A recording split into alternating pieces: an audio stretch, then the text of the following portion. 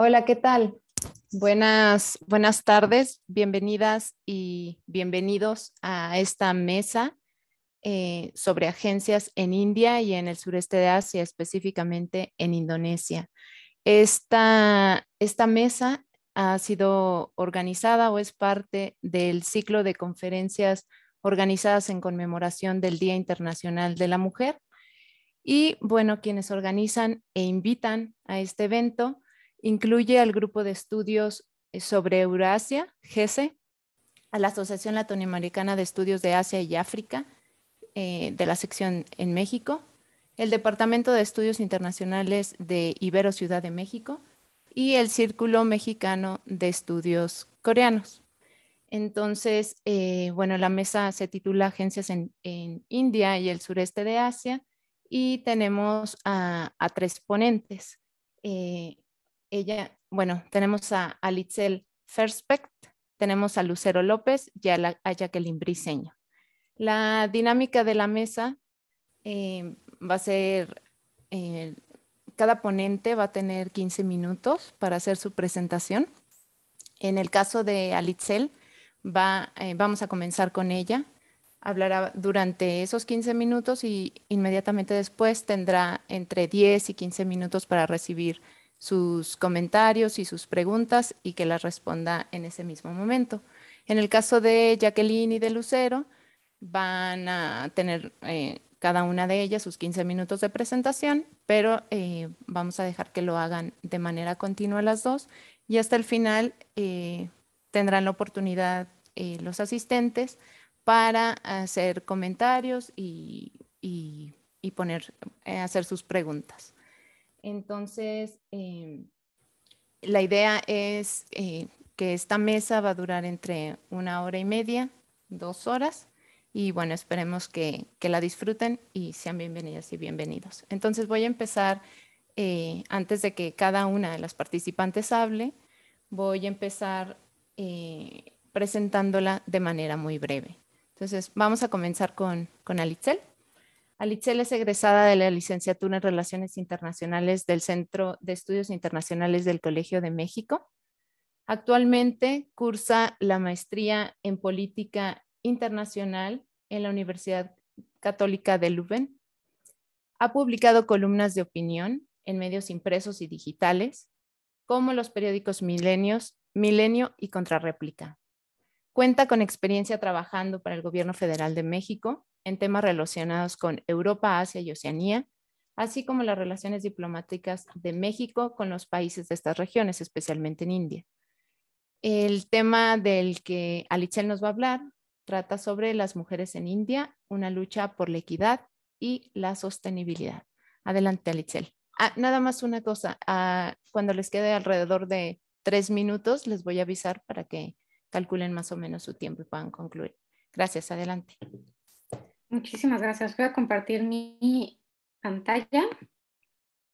Y qué bueno, Wendy, por favor, sí avísanos, porque yo creo que muchos de nosotros en esta área nos podemos colgar del tema y si no nos avisan, nos quedamos horas y horas platicando sobre estas presentaciones.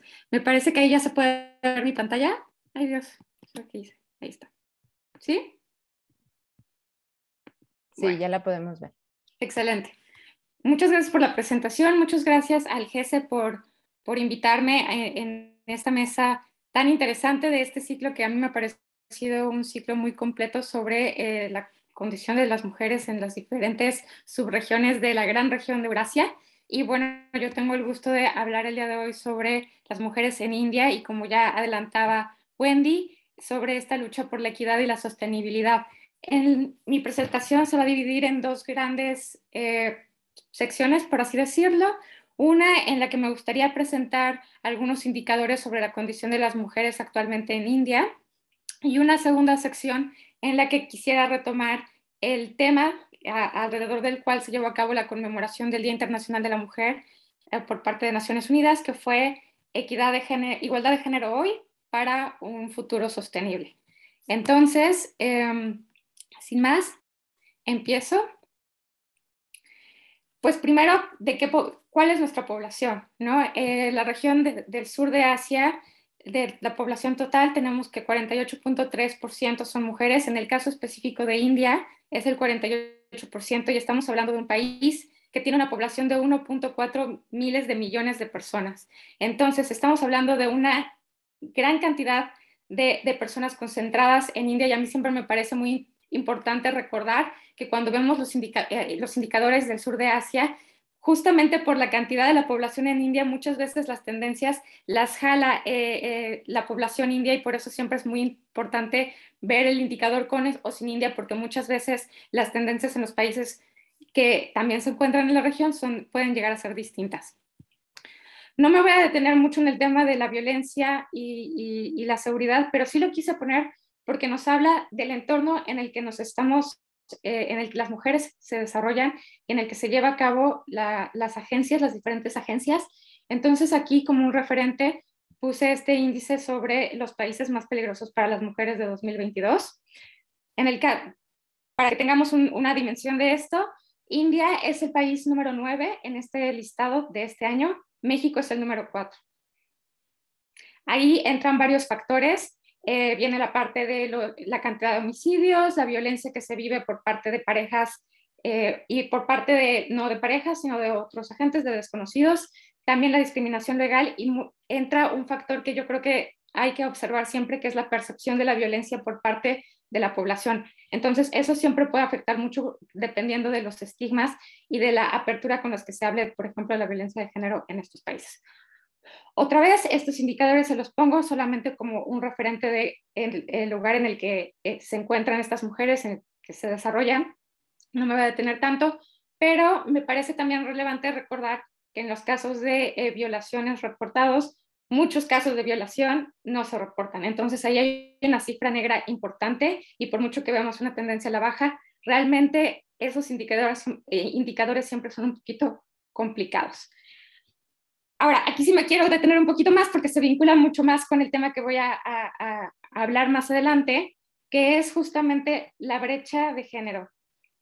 Aquí vemos que India tuvo una caída de 28 lugares de 2020 a 2021 en el índice de brecha de género que desarrolla el Foro Económico Mundial.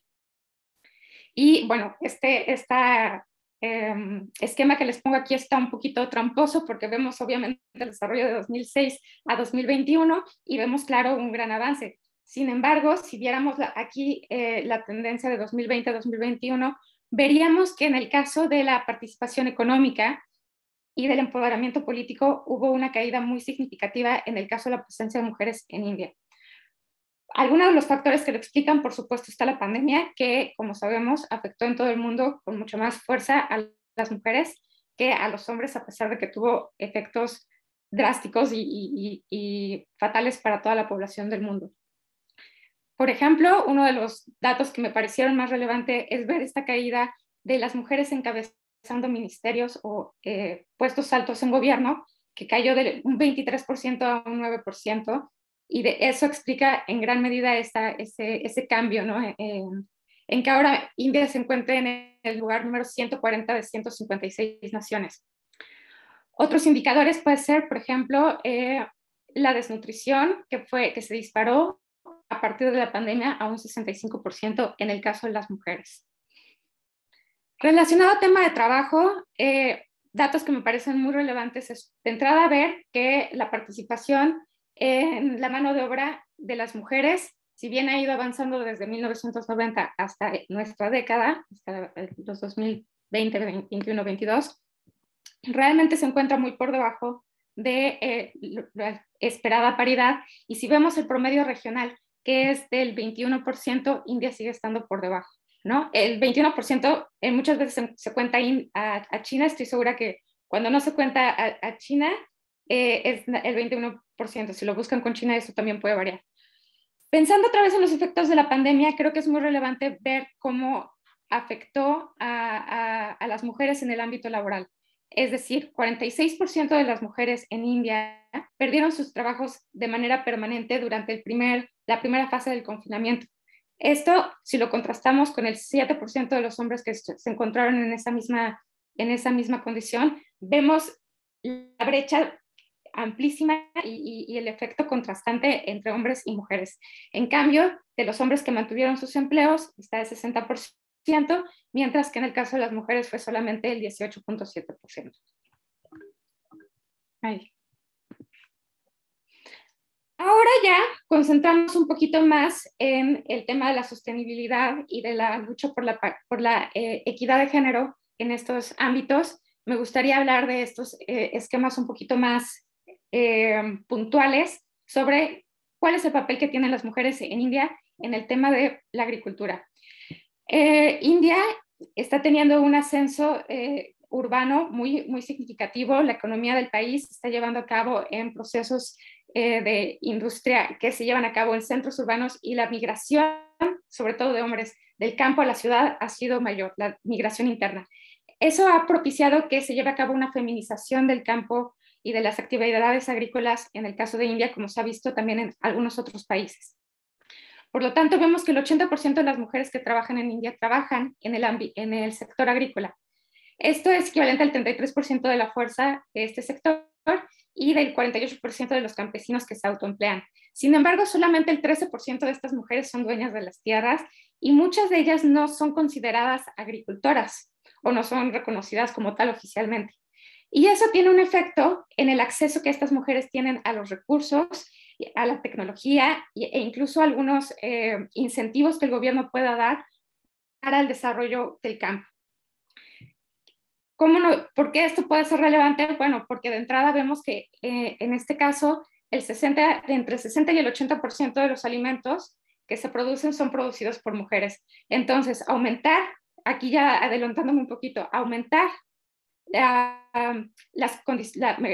mejorar las condiciones de las mujeres, aumentar las oportunidades, dar esa paridad en términos de acceso a los recursos que tienen los hombres en términos del campo, beneficiarían a la seguridad alimentaria del país, no simplemente eso.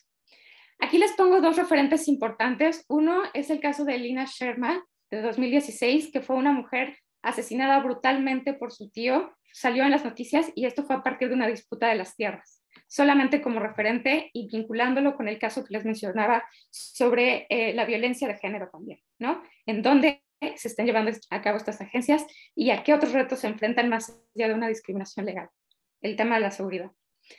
Y el segundo tema que me gustaría ponerles y que aparece en esta portada de Time es la protesta de los agricultores de 2020, que dio la vuelta al mundo por ser la protesta más grande en términos de la cantidad de la población que participó ella en este país. Y muchas de quienes fueron a protestar en contra de la reforma agraria que estaba impulsando el gobierno de Narendra Modi eran mujeres y llevaban sus carteles también de nosotras también somos agricultoras, por el motivo que les comentaba hace unos instantes, ¿no? Que no son reconocidas como tal y por lo tanto no nada más no tienen acceso a ciertos servicios sociales, muchas veces ni siquiera a salarios, sino que también se ve afectada la productividad del mismo campo. Aquí está esto que les comentaba. Y para un poquito ir redondeando hacia esta parte de las agencias, me gustaría recordar cómo es que el cambio climático afecta más a las mujeres que a los hombres, ¿no? Mucho se ha visto en el discurso de Naciones Unidas hablar de que el cambio climático no afecta de manera neutral en términos de género, sino que afecta más a las mujeres, que son una población más vulnerable. Entonces, vemos que de entrada el 80% de las personas que son desplazadas por consecuencias de cambio climático son mujeres.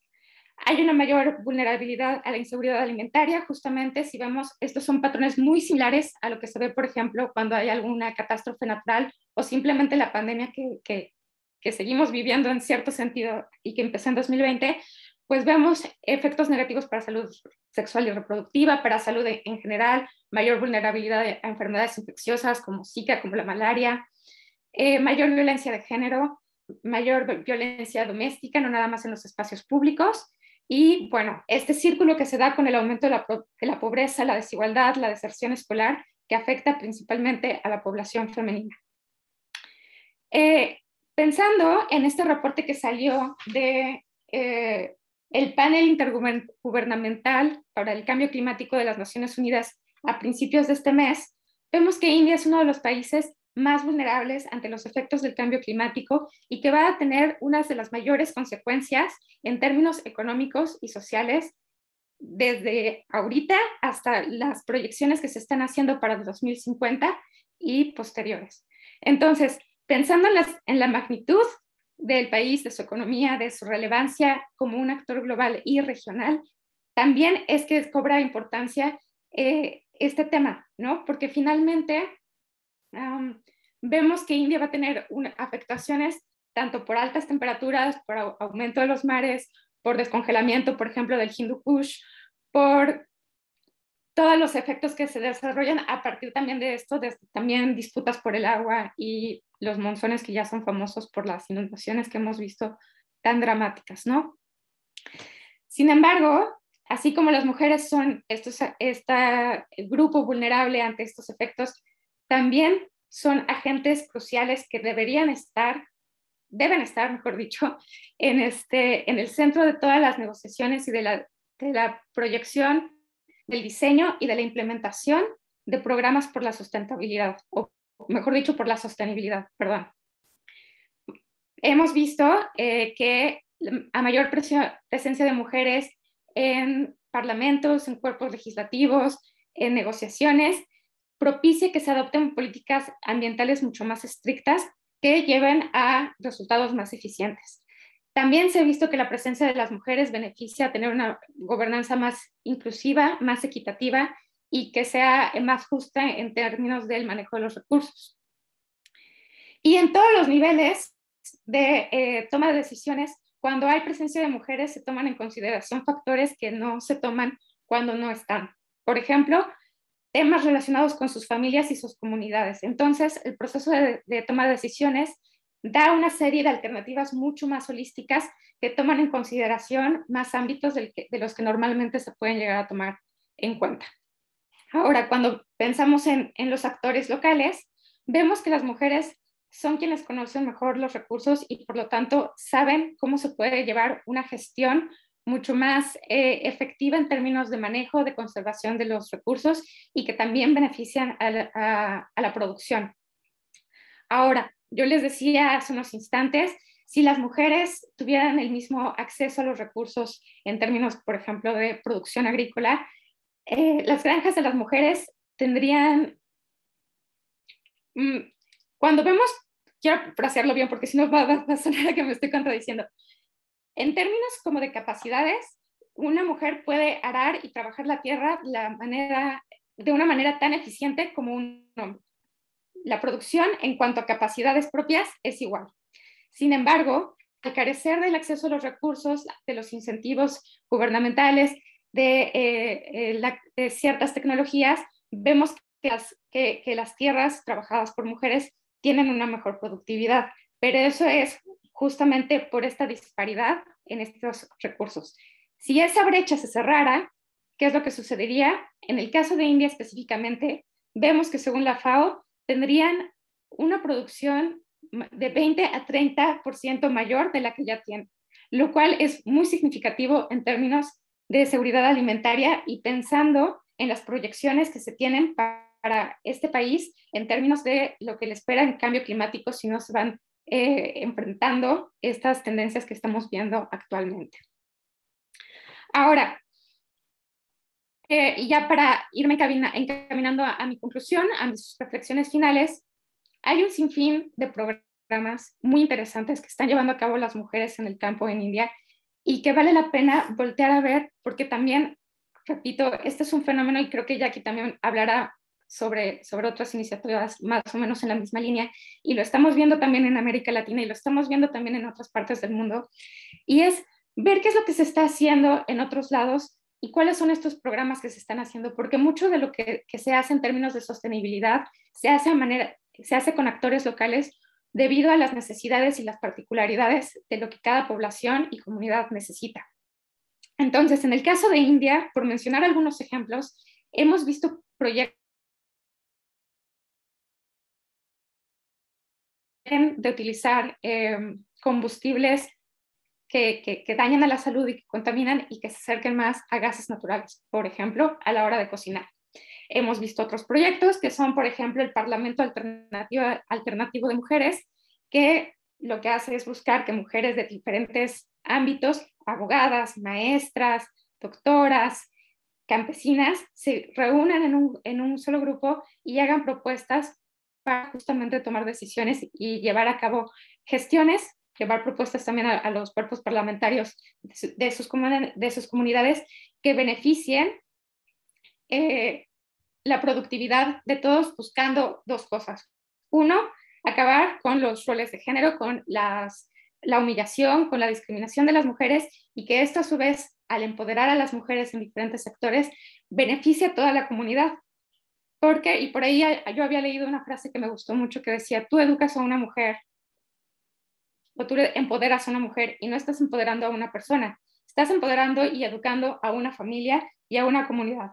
¿Por qué? Porque son las mujeres que están llevando ahorita a cabo ciertas actividades y quienes están en su lucha por cambiar este tipo de estereotipos, de esquemas, de reproducción de roles de género, quienes están logrando tener también un impacto en sus seres más cercanos, en sus comunidades, y estos beneficios se van haciendo como una especie de cadena que van logrando cambios cada vez más grandes y significativos, no solamente para ellas, sino para sus economías, para sus comunidades en términos sociales, educativos, en términos de habitabilidad de los lugares en los que se encuentran, ¿no? Entonces, ya para cerrar, creo que el caso de India muestra la relevancia del empoderamiento de las mujeres y cómo este se entrelaza con la crisis climática que estamos viviendo y cómo realmente el dar estos espacios, permitir que las mujeres tomen estas agencias con un empoderamiento femenino en diferentes ámbitos, también contribuye y beneficia a toda la sociedad, no nada más a sus comunidades, sino también en un ámbito global. Es decir, los efectos que se tengan en políticas pequeñas sí contribuyen a tener un impacto mayor en el mundo. Entonces, yo hasta aquí lo dejaría y bueno, estoy abierta a todas sus preguntas. Excelente. Gracias, Alitzell. Bueno, entonces vamos a proceder a tomar algunas de sus preguntas. Entre ustedes mismas panelistas también se pueden plantear algunas cuestiones. Yo también he preparado algunas. Entonces, por aquí empezamos con una pregunta de Jackie, de Jacqueline. Dice Jackie, Alitzell, ¿cómo afectan las prácticas y creencias culturales en el empoderamiento o falta de empoderamiento de las mujeres? Bueno, en el caso, en todos lados, pero en el caso de India siempre creo que hay que tomar en consideración que es un caso muy complejo en términos de la cantidad de clivajes que se encuentran en este país. O sea, vemos que una de las brechas, una de las diferencias que hay es el tema de género, ¿no? Pero al mismo tiempo, recordamos que las mujeres que se encuentran en el campo viven todavía un doble reto, una doble discriminación, ¿no? Una doble desventaja entre hombres y mujeres, pero también entre mujeres rurales y mujeres de las ciudades, mujeres urbanas.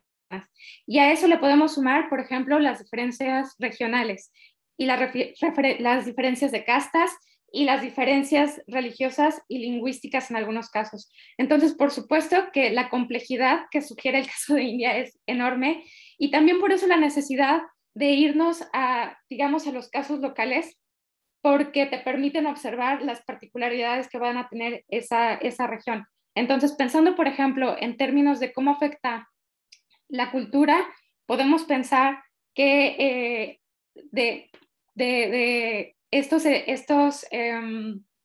estereotipos de género en los que las mujeres no deberían estar arando la tierra o que no, en algunas regiones, que no deberían hacerlo durante, por ejemplo, su periodo menstrual porque se considera algo sucio, ¿no? Y de hecho están aisladas, ¿no? No sucede en todo el país, pero sí sucede en algunas zonas.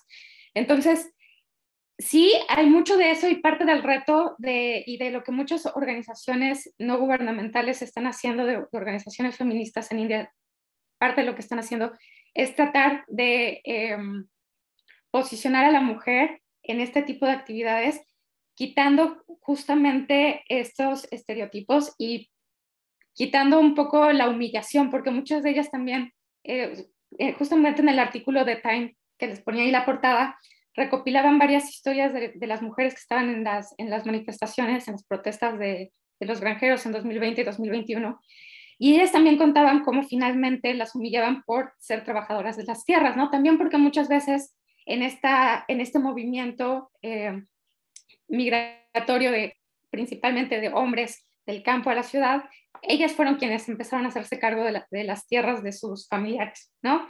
Y entonces, ¿cuál era la recepción, por ejemplo, entre las granjas, las tierras de los demás vecinos, ¿no? De las demás personas en la comunidad? Y muchas veces ese era el primer reto, ¿no? En tu propia comunidad, cómo lograr la aceptación de tu trabajo. Entonces, ese es uno de los grandes retos y mucho tiene que ver con la región y la zona en la que te encuentres de India para ver exactamente cuáles son justamente estas particularidades, estos clivajes que se cruzan ahí y poder reposicionar a las mujeres, porque finalmente, sí, o sea, si nos vamos como a términos de religión, de grupos también lingüísticos muy particulares, el tema de las mujeres Dalit, que también ha habido grandes iniciativas muy interesantes para justamente empoderarlas, permitirles acercarse a nuevos roles de trabajo y que también, por ejemplo, el trabajo en el campo sea dignificado. Gracias, Alitzel. Lucero, ¿alguna pregunta por ahí? Paso. Ok. Bueno, yo quisiera preguntarte justo retomando esta idea de lo diverso, de la diversidad de mujeres que encontramos, ¿no? En la India. Preguntarte sobre qué tan fuertes o qué tan efectivas son las redes de solidaridad que se construyen entre mujeres que pues pertenecen a diferentes grupos, pues a diferentes clases sociales, a diferentes castas, a diferentes grupos étnicos, diferentes religiones. Pues yo creo que todavía me aventuraría a decir, realmente no tengo aquí la certeza, pero por las cosas que yo he estado investigando, por lo que he visto, me da una impresión de que se han hecho esfuerzos interesantes al respecto. Hay en algunas regiones organizaciones paraguas, como les llaman, que tratan de pues ser un punto de encuentro para diferentes grupos o organizaciones de mujeres que están teniendo diferentes tipos de esfuerzos, diferentes proyectos, y entonces se encuentran y justamente bajo esta organización Paraguas lo que hacen es sumar esfuerzos, tener comunicación, tratar de tener como estos intercambios de conocimiento, pero también como de cooperación, ¿no? A nivel local. Sin embargo, yo creo que realmente todavía falta mucho por hacer ahí, porque justamente entran otro tipo de intereses, ¿no? Y eso no es nada más una particularidad del caso de India, sino si vemos como la lucha de las mujeres, incluso pensando en el mismo eslogan, el otro que se mencionó durante este año era este de rompe la brecha, que se veían las fotografías de las personas haciendo este gesto. Y a mí me pareció muy interesante cómo, por ejemplo, en Europa, pues se habla de la brecha salarial, ¿no? Y sin embargo, en India estamos hablando de una brecha mucho mayor en términos de acceso a recursos agrícolas, ¿no? O podemos pensar en el caso de América Latina, ¿no? ¿Cuáles son las necesidades de las mujeres latinoamericanas? Y realmente vemos estas diferencias porque finalmente la lucha de las mujeres es tan diversas como diversas somos las mujeres. Entonces, yo creo que en India ese es un gran reto porque finalmente se encuentran varios intereses y varias disputas que no necesariamente son, digamos, directamente a las mujeres, pero que también se mezclan con temas políticos, ¿no? También en un contexto en el que, por ejemplo, justamente en este año se vieron elecciones locales en India, en varios estados, y entra ahí un poco la politización de varios temas y las mujeres, al ser una fuerza importante como electorado, también empiezan a haber partidos políticos que, pues, por supuesto, buscan sus propias agendas. Y entonces el interés, las necesidades de una mujer, por ejemplo, en una ciudad del norte de India, van a ser muy distintos a las necesidades de una mujer en una comunidad rural del sur. ¿no? Entonces, claro, ahí hay retos, pero creo que hay esfuerzos interesantes con estas organizaciones paraguas que sí tratan de encontrar esos puntos en común y acercarse y establecer estos diálogos. Bien, gracias, Alitzen. Sí, todo un desafío. Aquí una pregunta de Lucero. ¿Hay alguna iniciativa desde organizaciones religiosas en India que apoyen a las mujeres en el campo? Que yo sepa que se autodenomine directamente como organización religiosa, no que lo tenga contemplado. La mayoría de las iniciativas que he visto vienen de organizaciones pensadas específicamente en mujeres o de organizaciones que empezaron con algún tipo de trabajo como de desarrollo sostenible, por ejemplo, lo de temas energéticos y que se acercan entonces al tema de las mujeres, o que se encargaban, por ejemplo, del agua y entonces de repente ya agarran también la dimensión del género. Pero yo creo que seguramente debe de haber, me lo puedo llevar de tarea, porque también pensando en el contexto actual de la política india, me parecería muy extraño que el partido en el poder, que pertenece a a una familia de organizaciones que pregonan esta ideología del hindutva, que finalmente es esta idea del hinduismo vinculado a una identidad no nada más religiosa, sino también de ciudadanía, de nacionalidad. Entonces, yo creo que sí debe de haber alguna, pero no son tan fuertes, en todo caso no son tan conocidas y no tienen tanta presencia hasta donde yo he visto en espacios multilaterales, que es donde se está también moviendo mucho, ¿no? Oro Mujeres, no sé, otros espacios. Gracias. Y bueno, si no hay otra pregunta del público en general, quisiera yo dejarte con dos preguntas más. Una sobre lo que nos hablabas de que ha habido una caída en el empoderamiento político, que entiendo es la participación de las mujeres en la administración pública, ¿no? Entonces, si nos pudieses explicar un poquito más sobre eso, a qué se debe, qué factores dentro del contexto de la pandemia han contribuido a esta caída. Y la otra pregunta va eh, hacia la violencia de género. ¿Qué tan, eh, qué tan eficientes, digamos, o pues sí, son las medidas que llegan a tomarse ahí para resolver estos problemas de violencia de género o para prevenirla? Listo. Yo creo que voy a empezar por la segunda. El tema de la violencia de género, yo creo que uno de los principales retos muchas veces es el reconocimiento por parte de las víctimas y el atreverse a hablar sobre eso.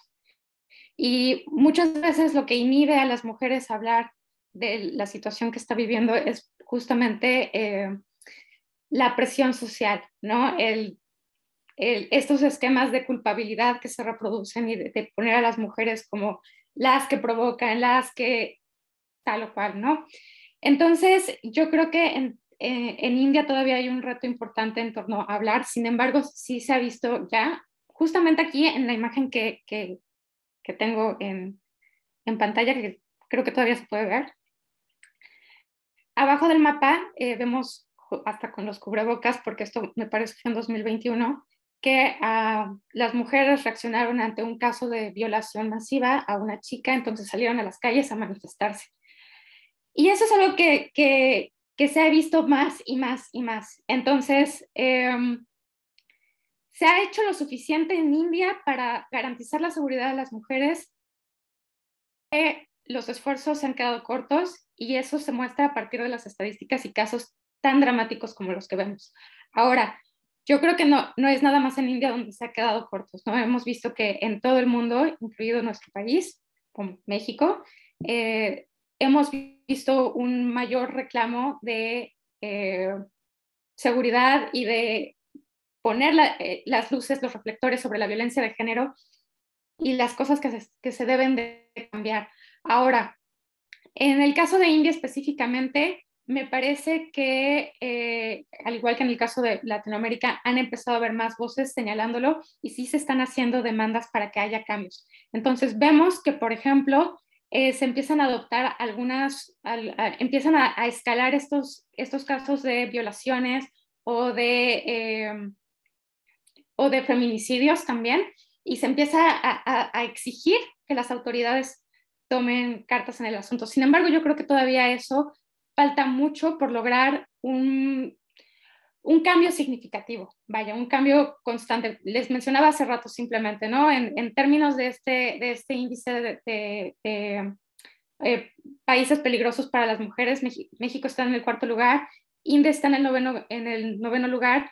Yo creo que no nada más, pero uno de los efectos que podría influir en eso es justamente la percepción de la violencia, el reconocimiento de la violencia misma, ¿no? Entonces, yo creo que falta mucho, mucho, mucho por hacer ahí. En torno a tu primera pregunta, me decías que era lo de el empoderamiento político, ¿no? Es muy interesante el caso de India porque muchas veces se piensan en mujeres poderosas, y quienes tengan algún referente de la región van a pensar en Indira Gandhi, ¿no? Como esta primera ministra y mujer que además ocupó tantísimos cargos ministeriales importantes durante sus tiempos, y que realmente fue una de las manos duras para bien y para mal en el país. Y al mismo tiempo pensamos en este país que, bueno, de los tiempos de Indira Gandhi para acá, ¿cuál ha sido como el papel de las mujeres en el ámbito político? Y cuando nos fijamos en, por ejemplo, puestos como el sector del Ministerio de Defensa, el Ministerio de Relaciones Exteriores, de Finanzas, vemos que sí ha habido mujeres ocupando esos cargos.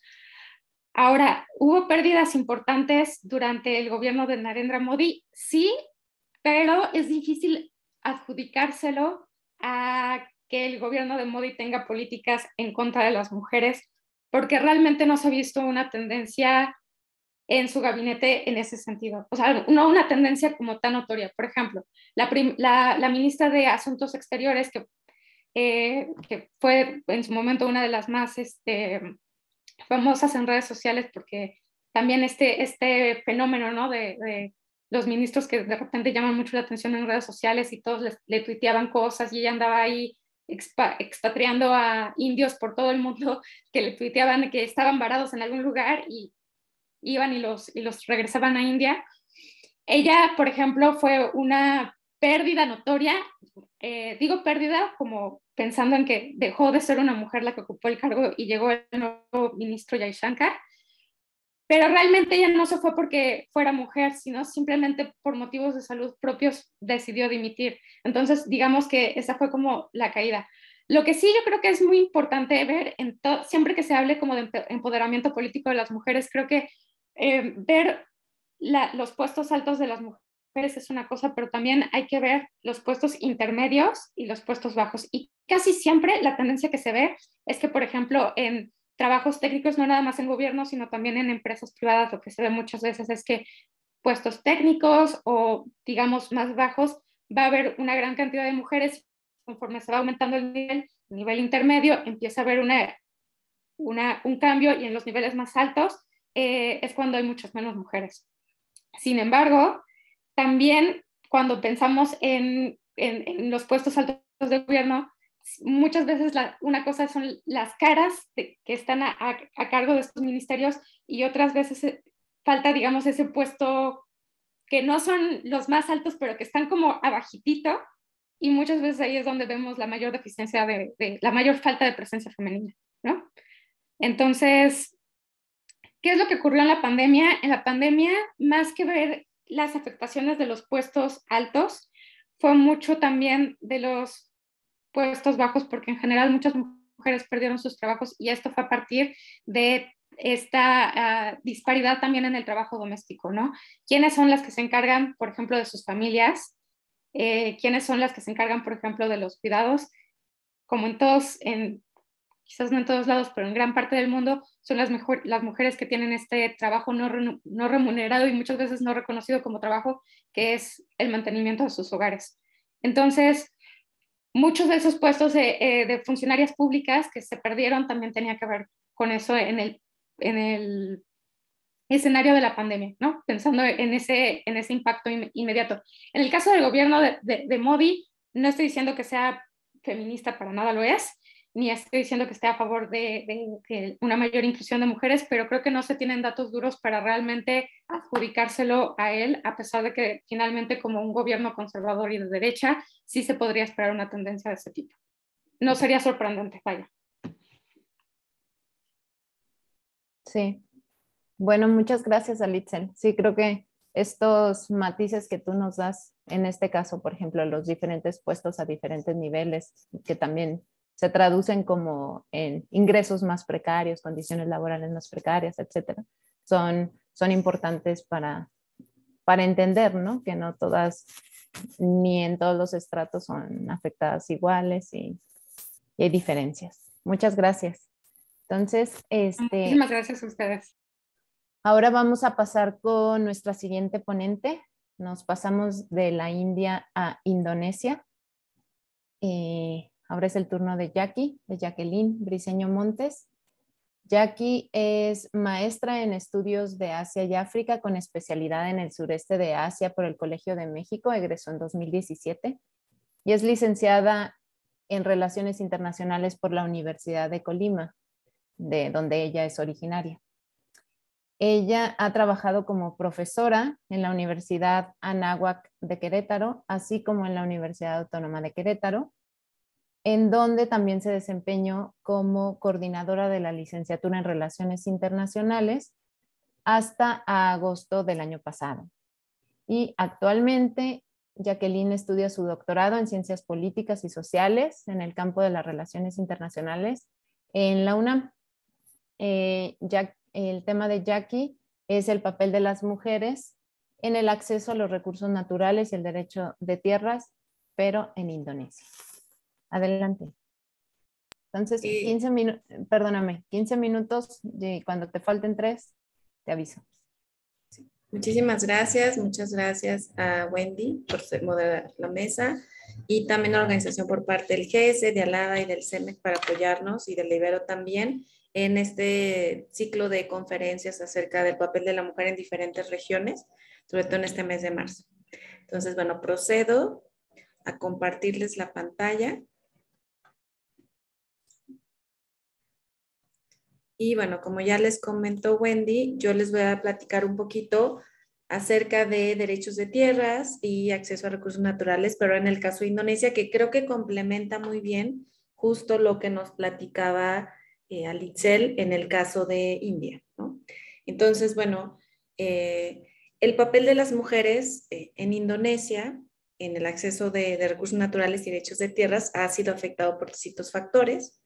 Entre ellos también esta política de modernización que se establece en Indonesia, pues cuando se independiza, con el propósito y viendo la modernización como una política para incrementar el crecimiento económico y explotar recursos naturales de más islas más allá de Java, ¿no? Que es la isla principal y que es donde se encuentra Yakarta y la mayor parte de la población, ¿no? Entonces, se fueron estableciendo muchos proyectos, sobre todo en este como contexto de Guerra Fría, para, por una parte, mover habitantes a todas las islas, justo pensando en el problema, ¿no? de congestión de población aquí en Java, y también buscar y encontrar, bueno, qué recursos había y cómo también Indonesia se podría hacer un estado subsistente o con subsistencia en, por ejemplo, en arroz y en cultivos, ¿no?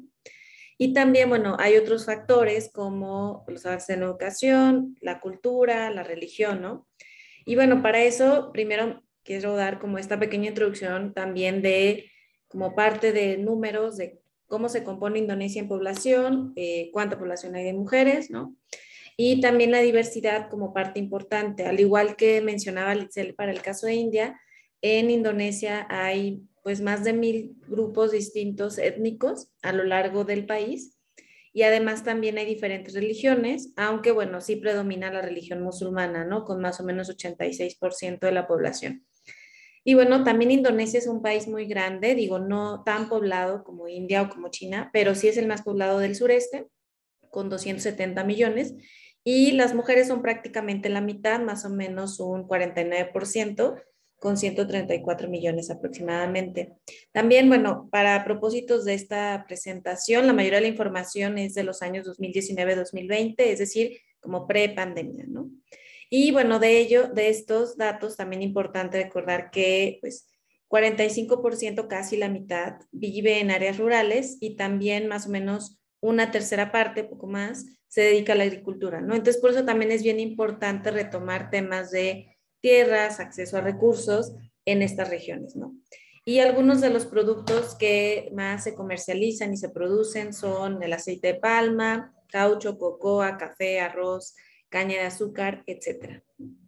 Y bueno, también importante, debido a la industrialización del país, desde, bueno, ya lo mencionaba un poco, desde su independencia, pero justo más ya en los años 80 y en los años 90, también la gente ha incrementado en general la migración del campo a la ciudad, ¿no?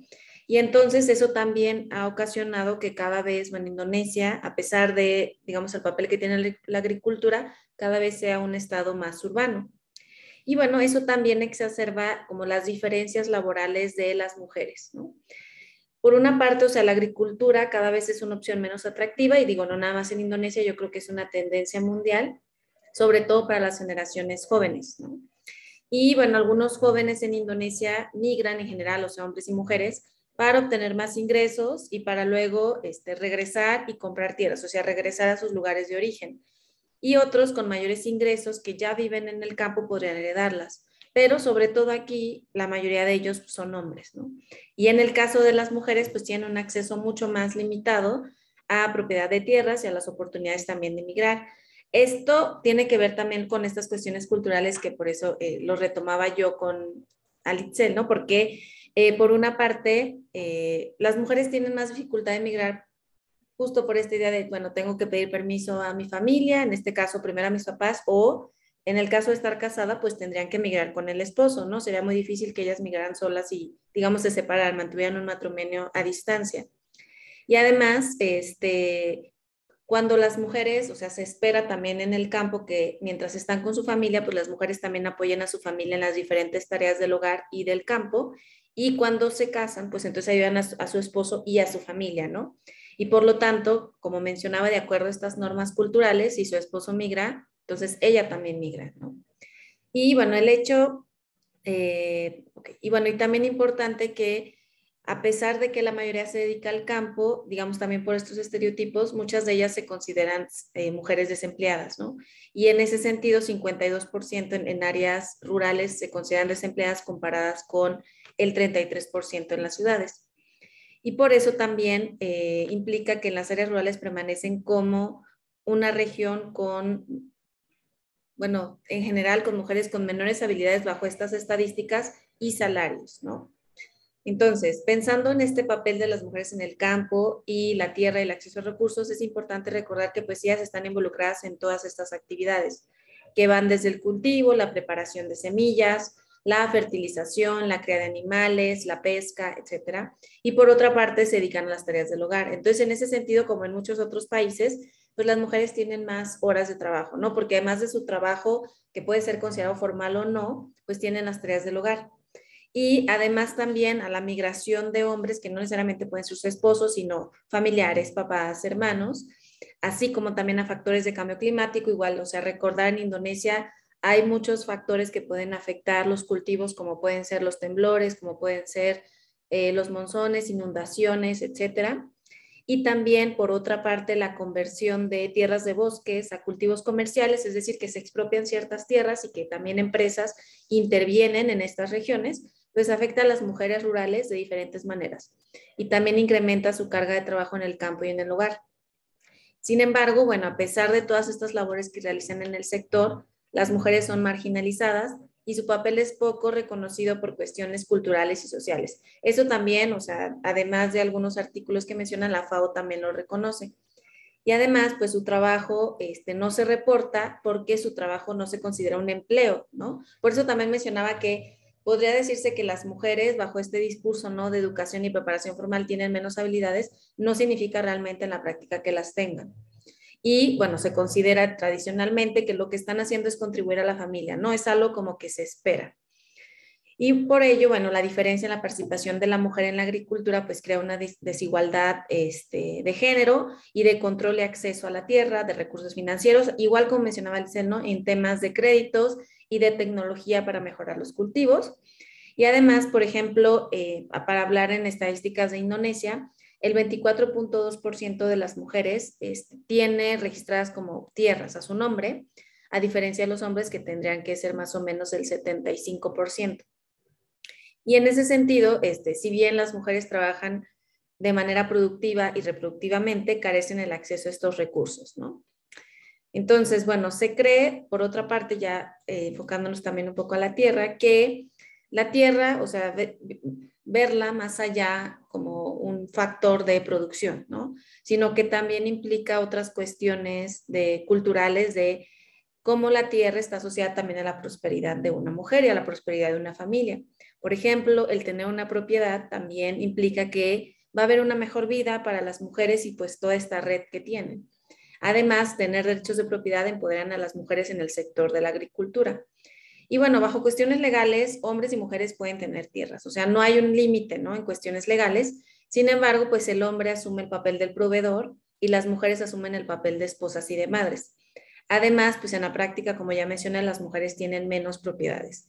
Y las tierras que heredan las mujeres, sobre todo cuando quizá no tienen hermanos o los hermanos migran, y entonces los papás deciden heredar las tierras a las mujeres, una vez que se casan, por cuestiones culturales, el control de esas tierras se va a los esposos, ¿no? Entonces, aunque legalmente son tierras de las mujeres, realmente las manejan los hombres, ¿no?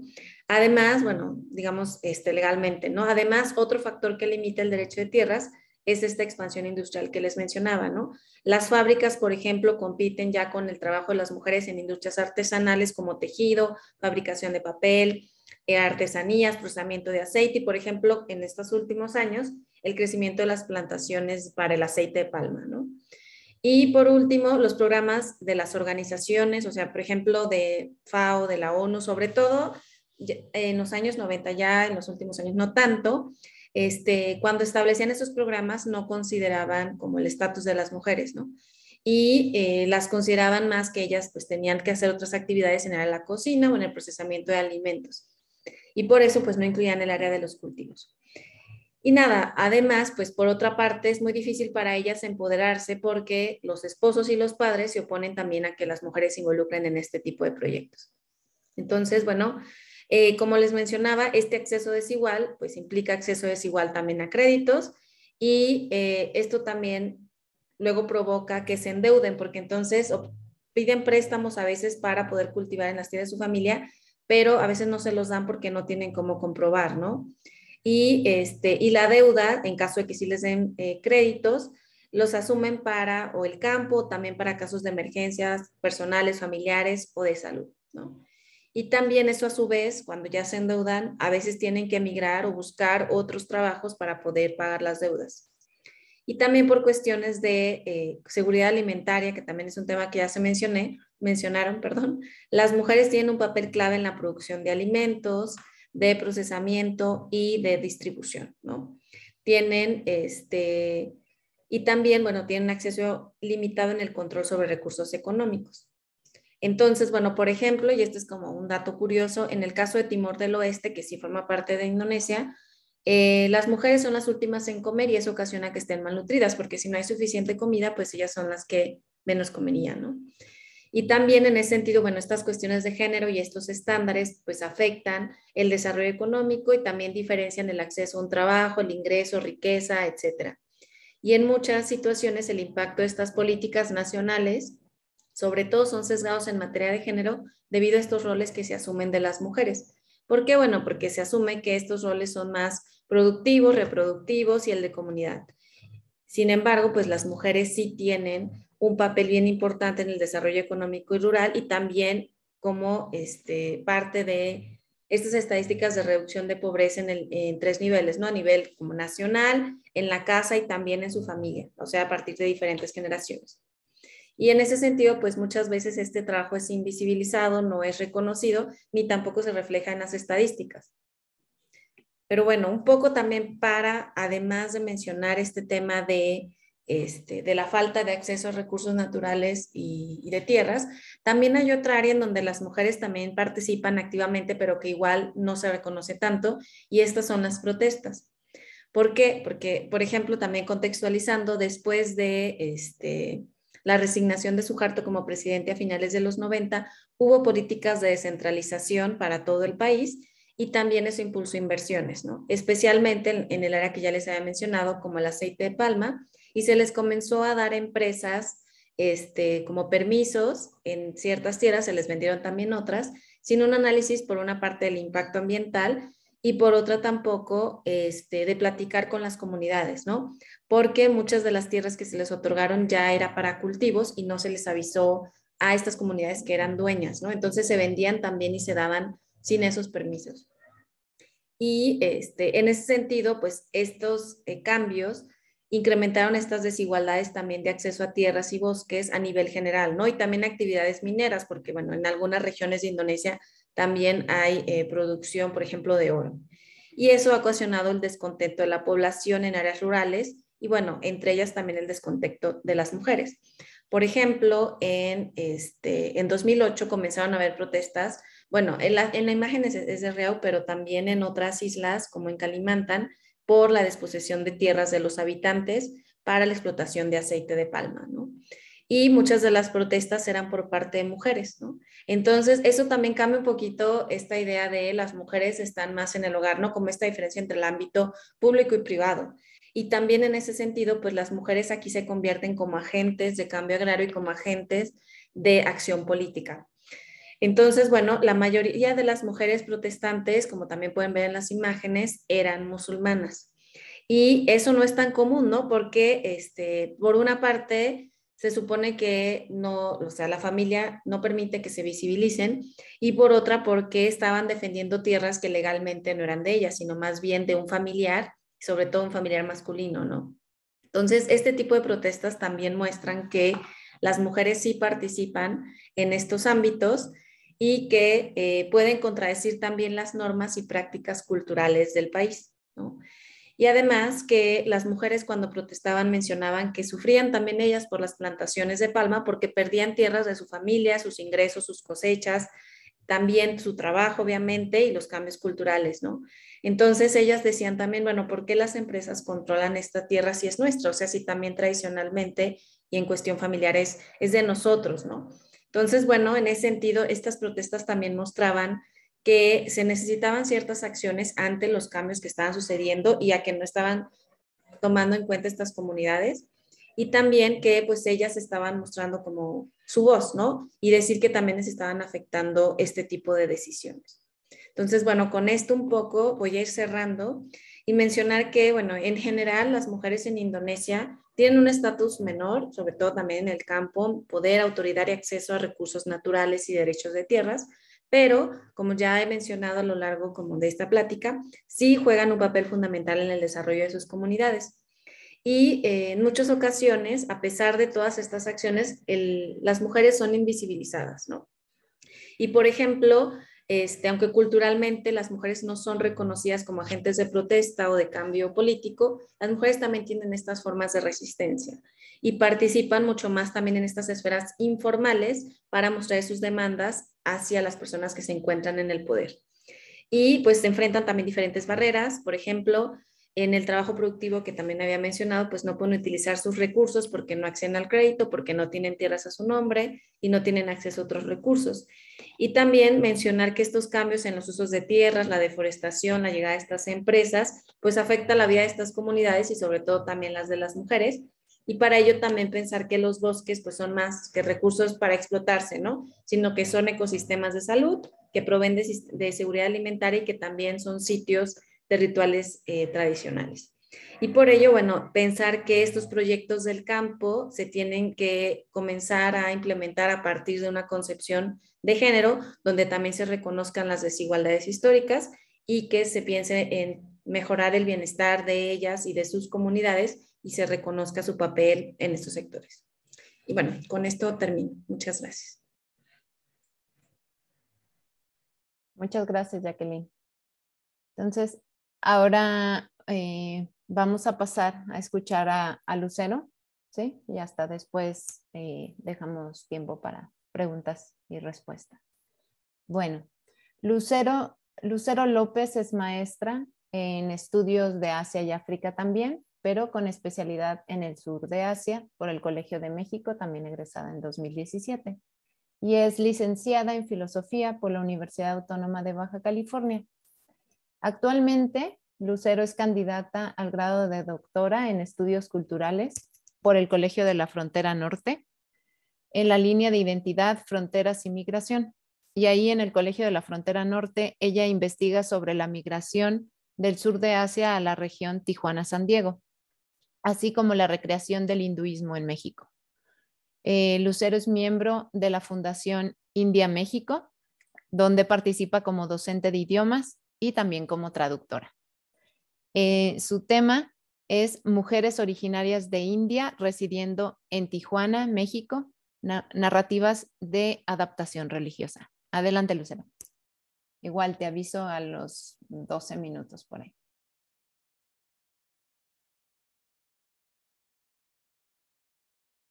Ok, muchas gracias por invitarme y muchas gracias a todos por estar presentes en esta presentación. Solo quisiera que me confirmaran si se está viendo la pantalla. Sí, sí se ve. Ok. Muy bien. Entonces, esta presentación es parte de mi trabajo de investigación doctoral, en la cual yo estoy investigando sobre las diferentes formas de adaptación religiosa en la región, principalmente pensando en la falta de templos, en la falta de material simbólico religioso para poder mantener las costumbres y las tradiciones culturales en la región.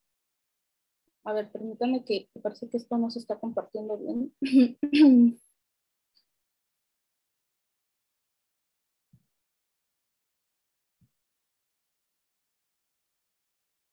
Ok. Creo que no se está viendo. Nosotros sí lo vemos. No, pero digo para cambiar los slides. Oh, bueno, así ya. Sí, ya se ve la segunda en datos estadísticos. Ok. Bien, voy a empezar por los datos estadísticos que para tener en cuenta los números y el contexto. Recordemos que la ciudad de Tijuana, México, se encuentra en la esquina más alejada del país y se encuentra en frontera con el estado de California en Estados Unidos. Entonces, aquí para la población que llega desde India, pues muchos dirán, bueno, tienen la facultad o la posibilidad de cruzar a Estados Unidos y continuar con su recreación religiosa allá. Pero resulta que el contexto es demasiado complejo y no siempre se da la situación o la circunstancia idónea para que puedan continuar con sus tradiciones religiosas aquí en la ciudad o incluso en la región. En primer lugar, en los resultados del censo que se hizo en 2020 por el INEGI, que cabe señalar que por primera vez comenzaron a identificar las zonas de migración desde Asia, porque en anteriores censos ni siquiera decían de dónde venían las personas, solo las englobaban como Asia y ya. Entonces, en este caso ya tenemos los datos de cuántas personas llegaron desde India a México. En este caso, que es lo más reciente, tenemos una población de 2.656 personas viviendo, provenientes de India, residiendo en México, pero la mayoría se concentra en ciertos estados. Y en esto me refiero a Guadalajara, a México, a la Ciudad de México, a Querétaro o a Monterrey, que son los principales lugares en donde estas personas residen. Pero resulta que aquí en Baja California solo tenemos registro de 78 personas, entre las cuales pues se cuentan hombres y mujeres. Aquí hay cierta discrepancia respecto a la población que es originaria de India y reside, por ejemplo, en Estados Unidos, aquí en San Diego, California. O sea, de acuerdo con el censo que hubo en el 2018 en California, en San Diego residen 41.670 personas originarias de India, mientras que aquí en Tijuana pues tenemos a 78 personas. Si se dan cuenta, pues la diferencia es muy grande, pero esas 78 personas también configuran otro grupo muy distinto, porque teniendo el antecedente de lo que señalaba Alixel hace rato, en India hay una multiplicidad de religiones, de lenguas, de etnicidad que al momento en que estas personas llegan a México, pues no comparten. E incluso estas 78 personas no se conocen muchas entre sí, muchas ni siquiera hablan la misma lengua. Y esto hace que incluso el reunirse estando aquí en el país, pues resulte mucho más complicado. Y sobre todo a la hora de tratar de recrear una religión. Y para ello, pues yo realizando trabajo de campo, encontré ciertos casos en los cuales las mujeres configuraban ya un agente para la recreación cultural en la región. Sobre todo considerando estos puntos, ¿no? De que aquí en Tijuana no hay ningún templo de la religión o que se asemeje a algún templo hindú.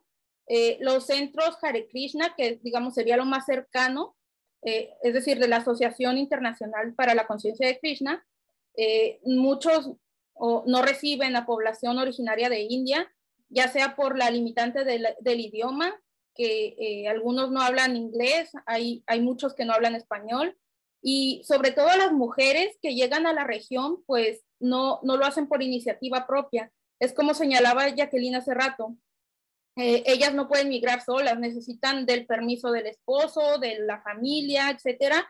Entonces, ellas llegan aquí a la región acompañando a sus esposos en un 100%. Sin embargo, ya al momento que están aquí en la ciudad, pues el desenvolvimiento dentro de la casa o de las actividades cotidianas es lo que va a marcar la diferencia. En esta sesión me voy a enfocar en cuatro casos de estudio de 4 mujeres originarias de distintas regiones de India que viven aquí en la ciudad. Algunas se conocen, otras no, algunas vienen de del mismo estado de India, otras no. En primer lugar, y claro, les cambié el nombre por cuestiones de seguridad, ¿no?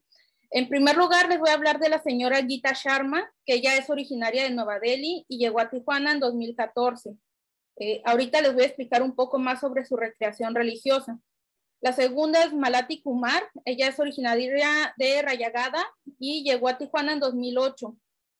El tercer caso es de la señora Uma Shanmuka, ella es del sur de India, originaria de Coimbatore, y llegó a Tijuana en 2013. Y la cuarta señora es Sheila Narayan, y también es del sur de India, de Cheyar, y llegó a Tijuana en 2012. En el siguiente, a ver, ay, no sé si se ve. No sé si se ve la siguiente slide, porque aquí estoy teniendo problemas. No, pero si quieres yo tengo tu PDF. Sí, por favor. Entonces yo comparto si quieres.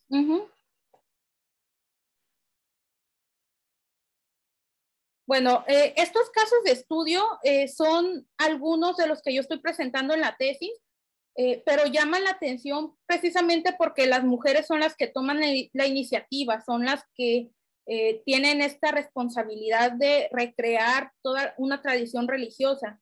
Y recordemos que en India la religión está manejada principalmente por hombres. Tenemos a un brahman, que es el que tiene contacto directo con las divinidades, es el que sabe sánscrito, es el que conoce los textos sagrados. Y en este sentido, a las mujeres aquí utilizo el concepto de Hugo Suárez, que es el agente paraeclesial. ¿En qué consiste esto? Bueno, esa es la pasada, pues también. Consiste en agentes o en sujetos que interpretan a su propio modo una fe o una religión. En este sentido me refiero a que la práctica religiosa cambia de formato, cambia de elementos, cambia de significados de acuerdo con un agente. En este sentido, las mujeres se convierten en agentes paraeclesiales. La siguiente, por favor. Bien, aquí lo resumí en 5 puntos que son los que Suárez señala. En primer lugar, es el manejo autónomo de los bienes de salvación. Es decir, como aquí en Tijuana no tenemos tiendas en donde vendan los murtis o las villas, las lámparas de aceite y demás artículos que se necesitan para realizar las pullas o las celebraciones religiosas, pues ellas necesitan encontrar algo y adaptarlo para continuar con la práctica aquí en la ciudad.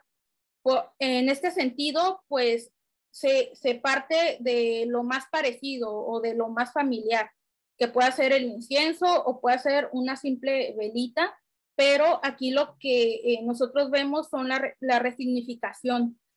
En segundo lugar está la reorganización de la territorialidad. En este sentido es que se atribuye algún lugar de la casa como espacio sagrado.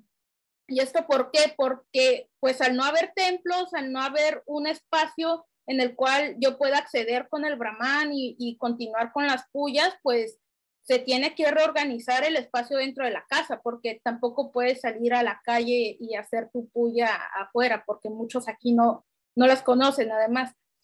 En tercer lugar, la reorganización del calendario. Hay personas aquí que respetan el calendario lunar tal y como en India y se respetan las horas como en India. Si, por ejemplo, allá son las 12 del día, pues se tienen que esperar aquí a las 12 de la noche para que, por la diferencia de horario, pues se pueda hacer al mismo tiempo la puya. Y hay otras que no, que sí se esperan a la hora que sea aquí y a esa hora, orientándose hacia el este, pues realizan la puya. En este sentido, pues hay una reinterpretación del tiempo también. En cuarto lugar, la gestión económica. Aquí sucede mucho que los hombres salen a trabajar, dejan a las esposas encargadas de la casa y pues solo les entregan el dinero, ¿no? Y pues ellas tienen que salir al mercado, tienen que salir a la central de abastos a buscar elementos que puedan servir para el altar o para el ritual. Y aquí es en donde, pues, en cierta forma no tienen un límite para comprar estos elementos, pero sí están sujetas a lo que el esposo les dé. Y por último, está la eficacia de lo sagrado en la vida diaria. Es decir, que el altar ya se vuelve parte de la vida cotidiana de todos los miembros de la casa, pero ¿quién lo está manejando? La esposa o la madre de familia. Y en este sentido, ella es quien adquiere este poder para que la familia siga siendo bendecida o siga teniendo este enlace con el mundo de lo divino. La siguiente, por favor. Bien, el primer caso es de esta señora que ella muy amablemente me dio sus fotos, que llegó también a México para acompañar a su esposo. Su esposo es ingeniero, trabaja en una industria maquiladora aquí en la ciudad. Y pues llegó también sin hablar prácticamente nada de español, solo con inglés, y así pues se pudo estar manejando en la ciudad. Últimamente ella ya se ha independizado mucho, incluso tiene ya un trabajo que es el único caso que pude registrar de una mujer que ya estuviera trabajando aquí, porque también muchas de ellas tienen esta limitante del idioma. Tienen que aprender español para poder ir al mercado o para poder ir por los hijos a la escuela y estarles ayudando con las tareas, sobre todo para quienes tienen ya hijos nacidos aquí en México. La siguiente, por favor. Y en este sentido, aquí les muestro unos ejemplos de altares domésticos que ellas arman. Por ejemplo, este es del Diwali del 2020. Ella lo armó junto con su hijo y el esposo, pero principalmente ella es quien va al mercado y busca elementos que puedan servirle para armar este altar y pues celebrar, ¿no? con toda la familia. Algunos elementos, si se dan cuenta, son de los que se encuentran aquí en el mercado y otros sí los tuvieron que traer desde India. Por ejemplo, las divinidades que se encuentran al centro, las villas o estas lámparas de aceite que se encuentran en la parte de abajo, todo eso ellos lo trajeron de India, y que si se dan cuenta son artículos pequeños porque pues se lo pueden traer en la maleta, que implica también esta práctica del hinduismo en la movilidad, además de las ofrendas que son frutas, dinero, flores, que también pudieron comprar aquí en los mercados locales. La siguiente, por favor. El siguiente es también de esta familia, es del Diwali del 2021. En este caso, durante el 2020-21, la frontera con Estados Unidos estuvo cerrada durante casi un año. Entonces, para quienes tenían la facultad de ir a Estados Unidos y comprar allá todos sus elementos rituales, pues esa oportunidad se les fue. Y este fue uno de estos casos. Es decir, la señora Sharma tuvo que arreglárselas para armar el altar, pero con elementos que ya tuviera ella desde antes y otros comprarlos por paquetería a otras personas originarias de India viviendo en México. Por ejemplo, los ladus, que es la cajita que vemos a la izquierda, esta la compró por paquetería desde Guadalajara, se la mandaron y así es como ella pudo continuar con su recreación religiosa. La siguiente, por favor. El siguiente caso es el de Malati Kumar, que es una señora que también llega desde el sur de India para acompañar a su esposo. Habla muy poco español. Ella es con lengua tamil como lengua materna y ella es practicante de la corriente Shaiva, una corriente muy específica que también es practicada por su esposo. La siguiente, por favor. Bien, aquí vemos su altar, que es un altar un poco ya más específico o un poco más cuidado, en el sentido de que este no es temporal como el que vimos anteriormente. Este es uno ya permanente o más fijo. En este caso vemos algunas imágenes en lengua odisha, vemos algunas divinidades regionales, pero aquí lo que quiero enfatizar es lo que tenemos en medio, que es esta hoja de plátano con las frutas, y pues me dice ella que a veces necesita de la ayuda de sus hijos o del esposo para poder ir al mercado, porque ellos van a la central de abastos de la ciudad y ahí es en donde encuentran especias y demás. Entonces, ella tiene que estar pensando cómo puede recrear esta tradición y cómo puede recrear o sustituir ciertos elementos religiosos con otros que hay aquí localmente. El principal es el de la hoja de plátano, que esta es una ofrenda que se hace en una hoja de la nuez de Betel, es decir, una hoja que es como en forma de corazón y que se utiliza para masticar, ¿no? Como la hoja de bullo, que a veces crea esta coloración roja y que a veces se escupen, pero bueno, a esto me refiero, que en este caso se sustituyó por una hoja de plátano que tuviera más relación, por ejemplo, con el dios Hanuman. Y pues ella es lo que tiene en mente cuando va al mercado, ¿no? ¿Con qué puedo cambiarlo, etcétera? La siguiente, por favor. Bien, el siguiente es el de Uma Shanuka, quien llegó a Tijuana también para acompañar a su esposo. Ella sí, de plano, no habla nada de español y su inglés también es un poco básico. Pero gracias a sus hijos y también a su esposo es que puede llevar a cabo las tareas del hogar, va a los mercados y pues puede comunicarse con la gente aquí en México. Siguiente, por favor. Y pues ella practica la corriente de Sai Baba gracias a un templo que existe, que se los voy a presentar a continuación. Bueno, estas son fotografías de cuando ella me platicaba y me mostraba su templo, perdón, su altar, que tiene muy pocas imágenes también porque aquí en la ciudad no hay perdón, no se cubre esta demanda, vaya, por elementos o artículos religiosos hindúes. Pero lo que ella hace, e incluso el siguiente caso también, es recrear e hibridar con elementos locales. La siguiente, por favor. El caso de Sheila Narayan, que es el último. Ella es la que tiene más tiempo viviendo aquí en Tijuana. Ya habla un poco de español y eso pues le permite ser más independiente a la hora de ir al mercado o de recrear la práctica religiosa. Ella junto con su esposo convirtieron su casa en un templo dedicado a Satya Sai Baba Y en este caso, muchos de los indohindúes que viven en Tijuana, pues acuden a su casa para poder recrear las puyas, sobre todo las principales o las más necesarias en el año. La siguiente, por favor. Aquí hay una foto de cómo ellos adaptaron su casa en templo, y pues cada jueves y cada sábado hay celebraciones en donde también asisten mexicanos, e incluso incluyeron, si ven en la parte inferior derecha, una imagen de la Virgen de Guadalupe. Hay elementos de otras religiones, entre las cuales se entremezclan en el ritual que ellos realizan cada semana. La siguiente, por favor.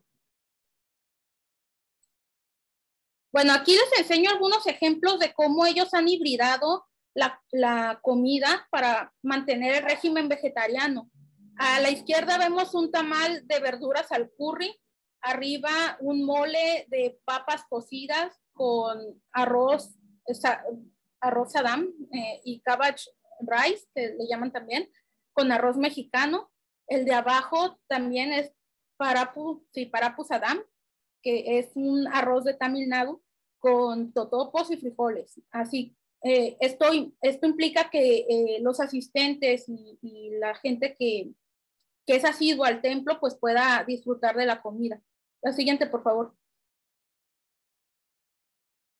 Bueno, ya por último, aquí quiero subrayar la importancia de las mujeres como agentes culturales, porque ellas, al ser amas de casa, al ser esposas, pues son las encargadas de recrear la cultura con elementos del nuevo contexto, sobre todo porque los hombres pues salen a trabajar, son quienes hablan español, son quienes tienen ya un ingreso fijo en México, y pues ellas dependen en cierto sentido de ellos.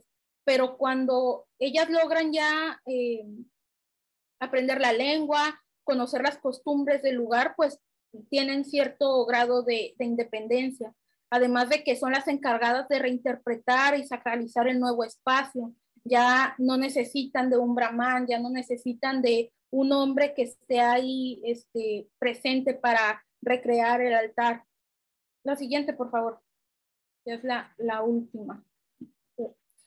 Sí, en este sentido, las mujeres actúan como agentes paraeclesiales, es decir, son las encargadas de la casa, encargadas del altar, son las encargadas de recrear los rituales. Y como mencionaba hace rato, ya no necesitan un brahman que interceda en la creación del altar y la celebración de rituales, que sí necesitan a veces de su esposo, pero ellas son las que recrean el altar desde cero. Son quienes se encargan de mantenerlo, de limpiarlo, etcétera, etcétera, y claro, de enseñar esto a sus hijos, y son quienes mantienen viva esta tradición al momento de salir de India. Bueno, creo que por mi parte sería todo.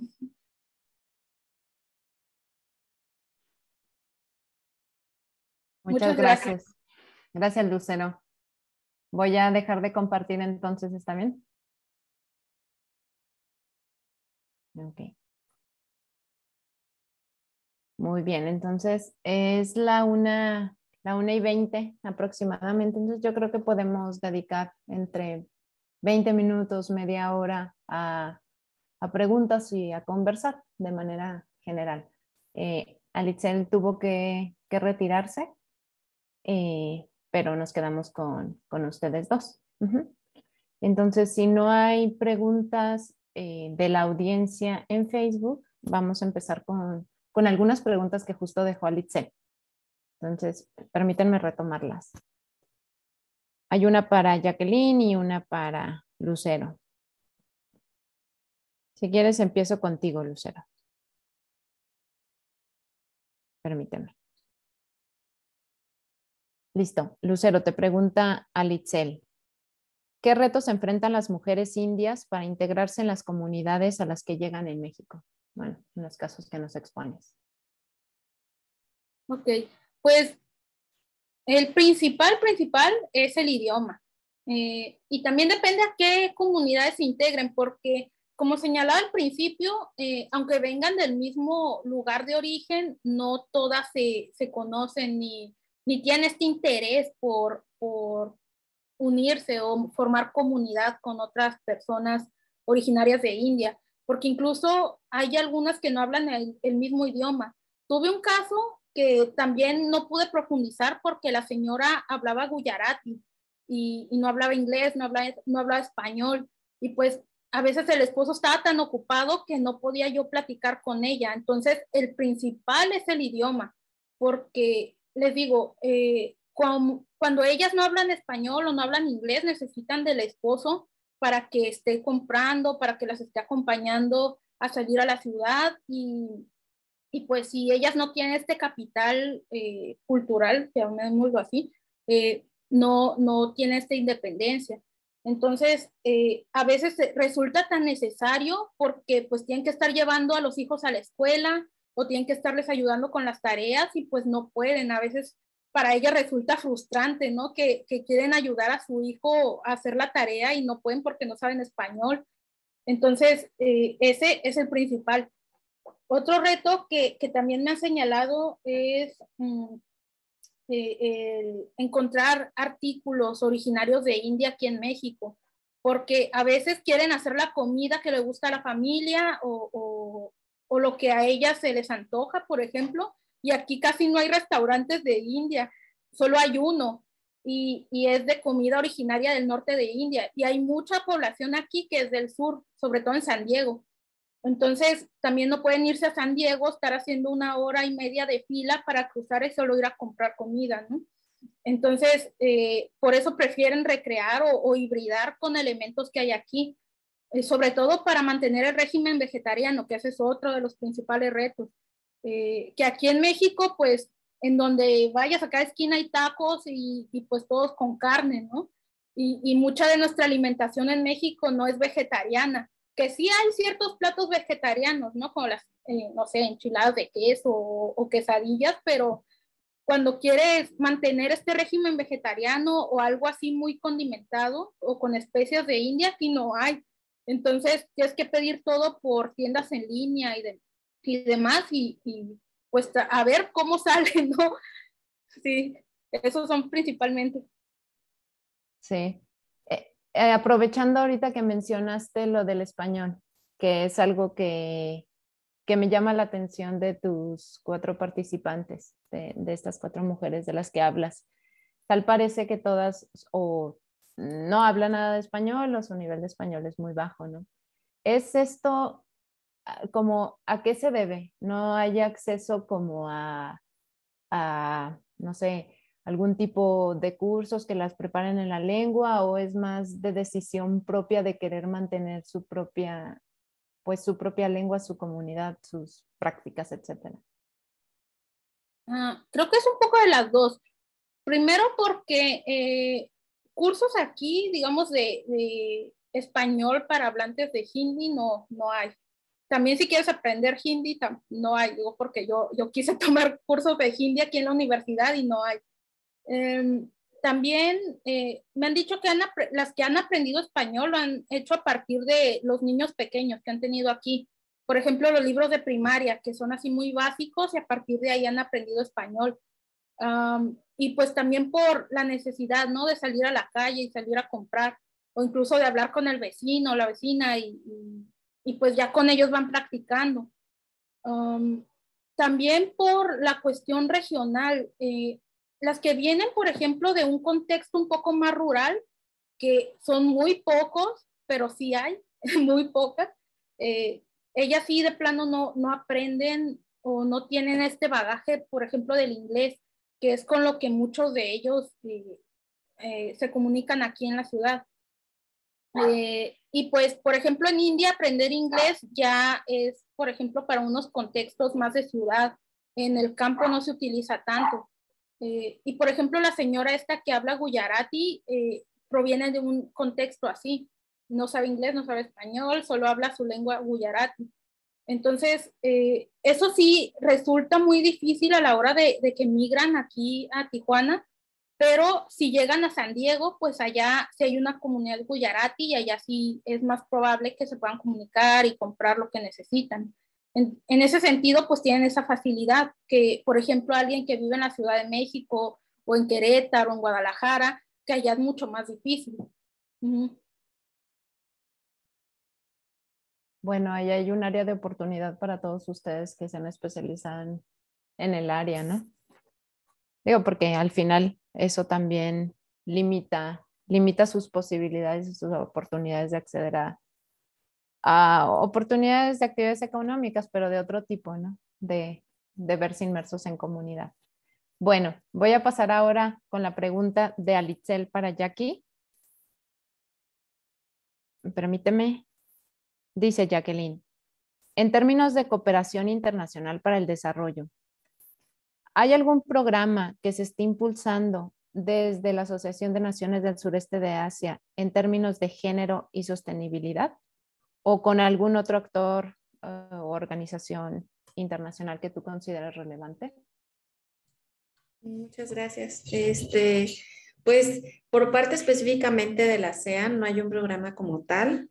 Hay como una agenda en temas de seguridad, de igualdad y de paz en donde se incluye a la mujer y también se supone que tienen como una carta para temas de género. Sin embargo, bueno, es que creo que también es bien importante aclarar cuando se habla de temas de género que las expectativas y las luchas y el empoderamiento que se tienen pues varía de país a país y también tiene que ver temas de religión y de cultura. En este sentido, cuando en Indonesia se retoman temas de perspectiva de género y sobre todo, bueno, pensando en organizaciones como ASEAN o como otras, como APEC, en donde incluyen también países asiáticos, retoman más como, bueno, insertar a la mujer en el papel económico, ¿no? O sea, que participe más a lo mejor en algunas empresas o en el sector industrial, que se disminuya la pobreza, que haya menor probabilidad de que a lo mejor un niño o un bebé muera por cuestiones de salud, también mejorar la educación y también tomar acciones hacia las mujeres, por ejemplo, en temas de cambios climáticos y también tienen una perspectiva como de cuidado y de protección a la mujer. En ese sentido, o sea, la mayoría de los programas que hay, que no son de ASEAN, por ejemplo, en la FAO, sí hay muchos de empoderamiento de la mujer, sí tiene que ver a lo mejor con préstamos, con mejorar condiciones de salud, ¿no? Con que las mujeres tengan más acceso a la educación, ¿no? Que no sea, por ejemplo, solo educación como hasta la prepa, que en la mayoría de Indonesia eso puede ser, sino educación superior, pero no va en una cuestión como de tal vez empoderamiento legal o cambio de roles de género, porque eso ya tiene que ver con una cuestión cultural. Entonces, en ese sentido, sí hay avances, pero pues están enfocados más en cuestiones como de salud, de economía y de educación. Pero sí, como tal, no hay uno por parte de ASEAN y como mencionaba, pues los que son de la FAO son más en cuestiones de como sí desarrollo sustentable, pero en términos sí de mejorar la vida de jovencitas o de mejorar el acceso a centros de salud, etc. Muy bien. Entonces, más bien es como programas parciales que resuelven problemáticas inmediatas en el campo. Exacto. Okay. Bueno, te voy a hacer otra pregunta a ti. Uh-huh. Bueno, si quieres me respondes alguna y luego voy con, o sea, te dejo varias de tarea, voy con Lucero. Son algunas preguntas que a mí me surgieron a lo largo de tu presentación, porque creo yo nos hablaste sobre todo del trabajo de las mujeres en el campo, en la agricultura, a pequeña escala, ¿no? Entonces, me da curiosidad saber cómo es o cómo se ha venido modificando el papel que las mujeres desempeñan, pero en la agricultura de cultivos, en la agricultura industrial, de cultivos, pensemos, de exportación, como el café, como la palma aceitera. Otra pregunta sería, ¿cómo explicarías tú el papel que tienen las mujeres, sí, en los medios rurales, pero entendiendo que también, bueno, las mujeres no solo son partícipes de las actividades agrícolas, ¿no? Uh-huh. Las vidas en el campo, en los medios rurales, se han diversificado las actividades económicas, ¿no? Ahí podemos encontrar actividades de pesca, podemos encontrar actividades de minería, otros tipos. Entonces, en ese contexto de diversificación de actividades económicas en los medios rurales, ¿cuál sería el rol de las mujeres? Por ahí también se me está yendo bien importante los comerciantes, ¿no? Otra pregunta sería, pensando así en términos macros de participación política de las mujeres, pues en Indonesia hubo una presidenta, ¿no?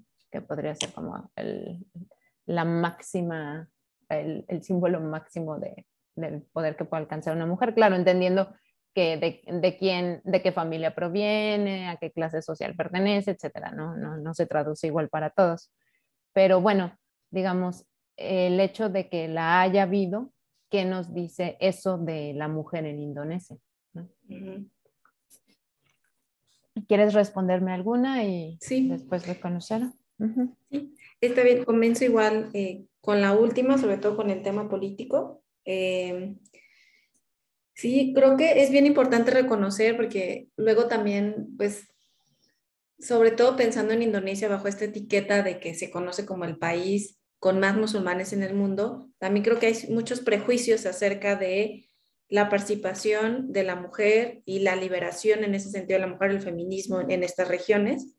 Entonces sí, o sea, a diferencia, por ejemplo, de México, en Indonesia sí ha habido una presidenta y que fue Megawati Sukarno Putri, y ella es hija del primer presidente de Indonesia, de Sukarno. Entonces, bueno, eso es importante remarcarlo porque como ya mencionaba Wendy, pues viene de una familia muy importante, ¿no? O sea, no era cualquier mujer, ¿no?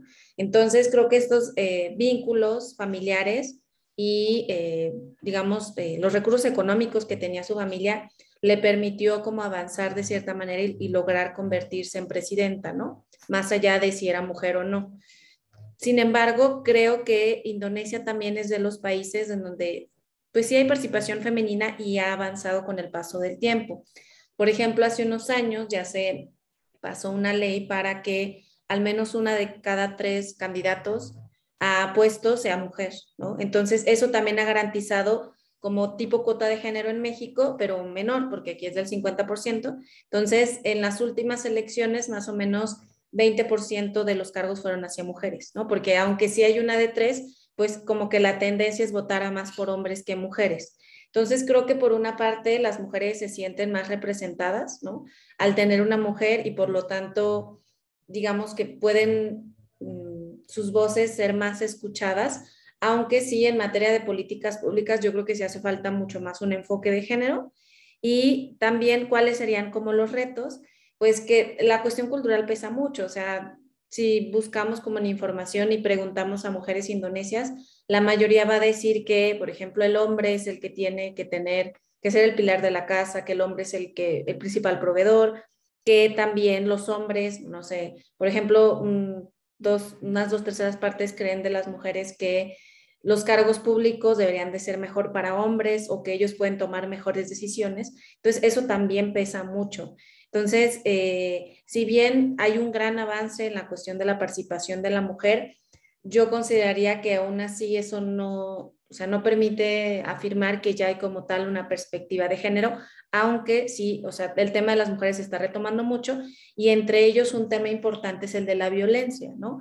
Ahorita de eso, con la pandemia, por ejemplo, sí se incrementó la violencia al interior de los hogares como en muchos países y entonces se han tratado de ser como mucha más concientización en ese tema, ¿no? Y también pensando en esto del tema de la violencia de género, es importante mencionar que también, pues, las luchas son muy diferentes. Por ejemplo, si pensamos en temas como la violación, en Indonesia sí se reconoce ese delito, ¿no? Pero violación de parte de un hombre, pues sí, hacia una mujer. Pero, por ejemplo, si hay una violación en tu familia o por parte de tu esposo, eso no se considera violación. Entonces, hay ahí como muchos matices en cuestiones legales y tampoco son reconocidos otro tipo de abuso que no sea físico, o sea, por ejemplo, abuso en el trabajo, abuso de tu jefe o en una cuestión oral, ¿no? Que te abusen y te digan cosas, eso no se tipifica como abuso. Entonces, también hay muchas como áreas de oportunidad en materia política que podrían, digamos, abarcarse un poquito mejor y que garanticen hasta cierto punto, pues, unas mejores condiciones de vida para la mujer. Y bueno, en el tema como más de la industria, ese es un área en el que tengo que investigar un poco más, pero de lo que poco que yo vi, que también he leído sobre el tema, pues las mujeres sobre todo, o sea, sí, como mencionaba Wendy, pues no nada más están en el área de cultivo en áreas rurales, ¿no? Y ni en, tampoco, pues mucho menos en las ciudades, pero hay otras áreas en donde es más común visibilizar el trabajo de la mujer. En este caso sí, como por ejemplo el que tengan sus propios, no sé si llamarlo restaurantes, pero sí donde ellas hacen de comer y venden comida, eso también es muy común, pero también es muy, o sea, sí existe una diferencia todavía en los roles, ¿no? De en qué negocios están laborando. Por ejemplo, también las mujeres se dedican mucho en temas de venta y de comercio, ¿no? O sea, de vender unos distintos tipos de productos o vender, por ejemplo, cosas de ropa. O también sí en el sector de restaurantes en el campo, pues a pequeña escala, pero también en cuestiones como de empresas y, por ejemplo, tener sus cafeterías o tener estos lugares. Entonces sí hay participación en esos sectores, pero es como una parte que va avanzando poco a poco. Y en temas de pesca y en temas de agricultura, eso es información que no conozco tanto, pero que sé que también están participando las mujeres y su trabajo no es tan reconocido. Y bueno, con eso cerraría un poco mi comentario. Claro. O luego participan en ciertas actividades relacionadas con la pesca, no directamente en la pesca, no mucho menos en la pesca en alta mar o la pesca industrial. Muy bien, gracias, Jackie.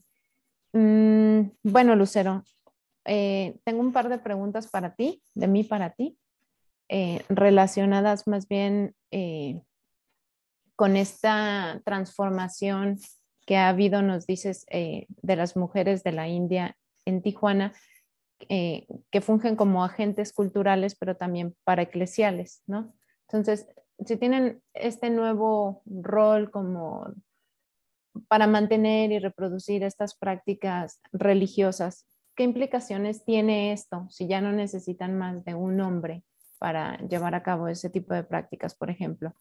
¿Qué implicaciones tiene para su rol como mujer en la unidad doméstica? Y también cómo esto, esa es una, y la otra es cómo esto mismo, esta transformación que ha habido, moldea o remoldea el tipo de relaciones que establecen estas mujeres con sus familias en India, ¿no? Listo, gracias. Ok, a ver, vámonos primero a la primera. Pues sí, hay una transformación en los roles de género al momento en que ellas son las encargadas de recrear este altar, ¿no? Porque pues en India pensemos en los templos monumentales que también son regidos por un brahman y hay cierta estructura y jerarquía dentro del ritual en India, pero que también ahí ciertas actividades son realizadas por mujeres. Al momento en que las mujeres salen de India con sus esposos y llegan acá, entonces ellas tienen que sintetizar todo esto y pues recrearlo en su casa. Claro, no es que en India no exista esto del altar doméstico, allá también existe, solo que allá hay más facultad de encontrar estos elementos para hacer el altar, para recrear los rituales que allá se realizan principalmente en familia. Aquí hay casos en los que sí se hacen familia y otros en los que no, en los que a ella le delegan la responsabilidad. ¿Por qué? Porque los hijos se van a la escuela o porque el esposo trabaja más de 12 horas. Entonces, ella tiene esta responsabilidad aunada a los quehaceres de la casa. Entonces, digamos que en este sentido se vuelve un quehacer más, ¿no? Este deber religioso se vuelve un quehacer más de la casa. Que esto no, digamos, le quita esta semantización de lo sagrado a la actividad que hacen en la casa junto con el altar, sino que ellas tienen esta facultad o este poder que en India no tenían, que es el de estar al frente del ritual. Allá es muy común que sea el hombre o el esposo el que está al frente de los rituales y aquí no. Aquí es la mamá con los hijos principalmente. ¿Por qué? Porque el esposo está trabajando. En India también existe eso, pero no es tan frecuente, a menos de que también el esposo esté fuera de la casa o del país. Y pues también con la familia en India, pues se considera que es parte de sus responsabilidades. ¿Por qué? Porque no tienen que olvidar la tradición desde la que vienen. Es parte también de este legado que se quiere dejar a los hijos, que aunque vivan acá, pues no se olviden de la tradición y de las costumbres que hay en India. Entonces, esto pasa a formar parte de las responsabilidades que tienen aquí las mujeres. Aunado pues también a la necesidad de aprender español como puedan, pero tienen que aprenderlo. Y que además moldea también el futuro de la tradición estando acá en México, porque el hijo o los hijos tienen que aprender también cómo realizar los rituales aquí. A veces por este mismo motivo los llevan a India 1 o 2 veces al año.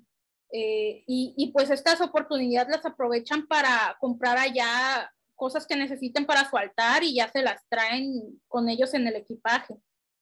Por ejemplo, estas familias que mostraba que ya traen sus estatuas o sus murtis y pues las llevan en la maleta cuando se van y cuando vuelven a regresar a la ciudad.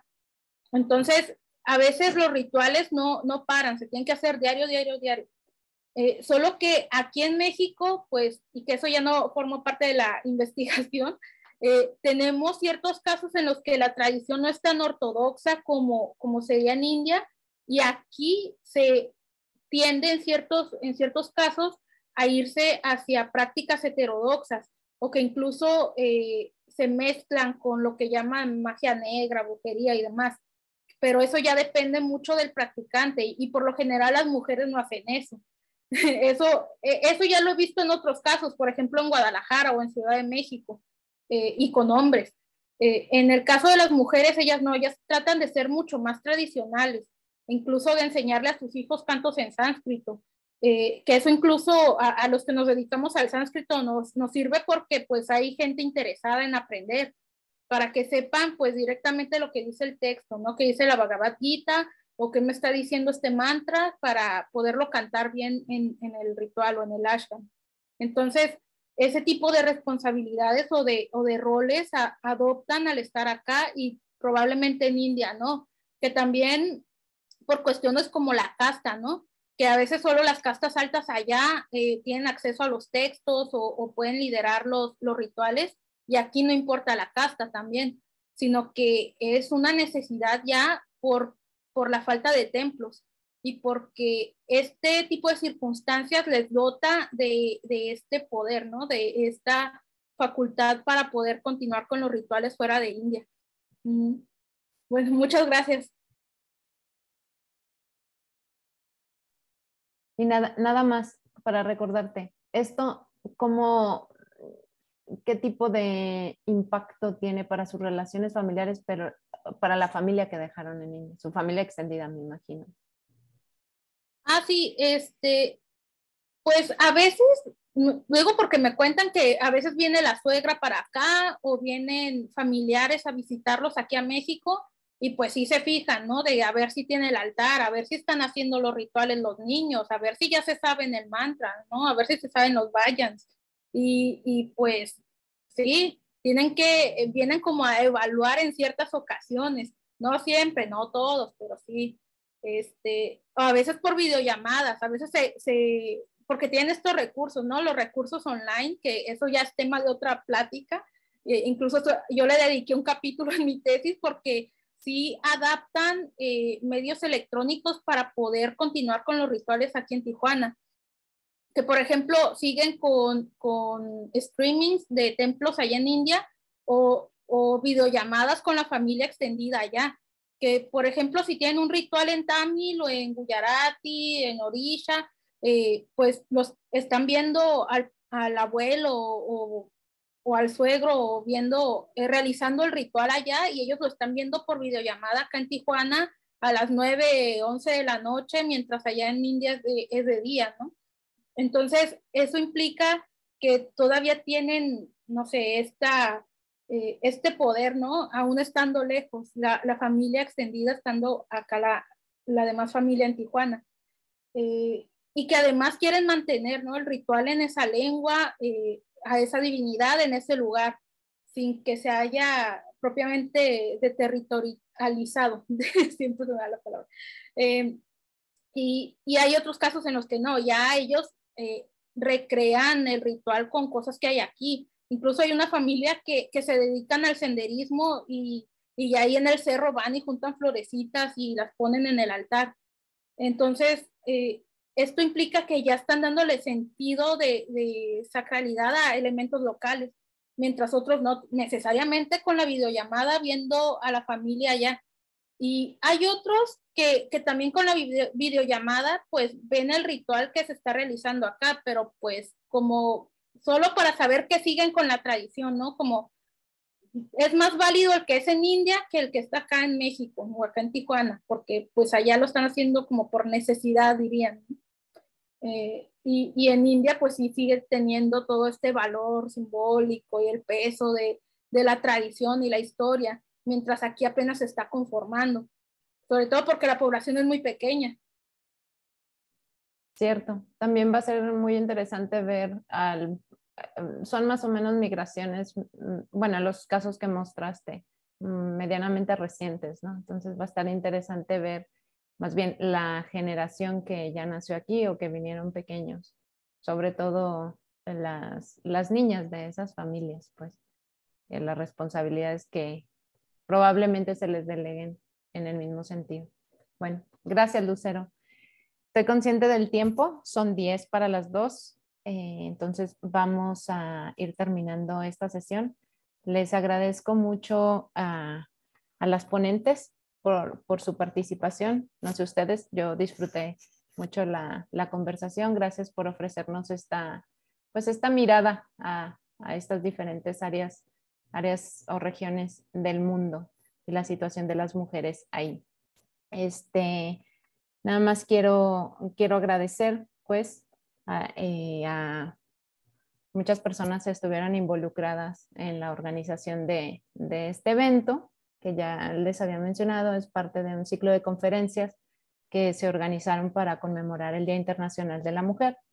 Y bueno, dentro de las organizaciones que participaron fueron el Grupo de Estudios sobre Eurasia, el GESE, ALADA, o sea, la Asociación Latinoamericana de Estudios de Asia y África de la Sección de México, también el Departamento de Estudios Internacionales de la Ibero en Ciudad de México y el Círculo Mexicano de Estudios Coreanos. Y bueno, también aprovecho la ocasión para invitarles a la mesa 4 de este ciclo de conferencias que se va a llevar a cabo el próximo martes 29 de marzo. Más detalles sobre la hora y cómo acceder al evento serán publicados después en las redes sociales de GESE. Y bueno, esta mesa será sobre la situación de la mujer en China, Japón y APEC. Y esa es la penúltima porque la última será el lunes 4 de abril sobre la situación de la mujer en las Coreas. Entonces están todos y todas ustedes invitados a asistir. Y bueno, nada más también les recuerdo que este evento, esta mesa con Lucero, Litzel y Jacqueline va a estar disponible la grabación en el canal de YouTube del Grupo de Estudios sobre Eurasia de GESE. Bueno, pues les agradezco mucho, chicas, que tengan buen día. Gracias por compartirnos sus aprendizajes y sus experiencias en estas regiones. Me dio gusto verlas. Bye bye. Bye bye.